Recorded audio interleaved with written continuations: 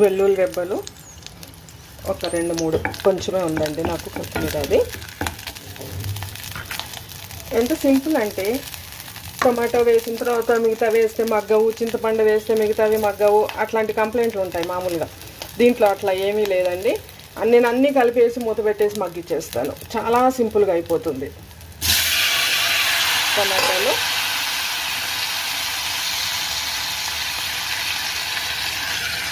పుదీనా, కొత్తిమీర కాదు, కొంచెం పుదీనా వేసా, కొంచెం టేస్ట్ బాగా వస్తుంది అని, ఫ్లేవర్ బాగా వస్తుంది అని కొత్తిమీర కాడలు వేసా.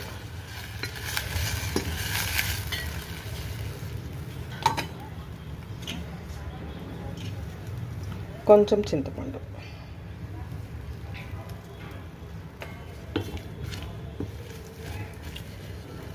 మూత పెట్టేస్తాను.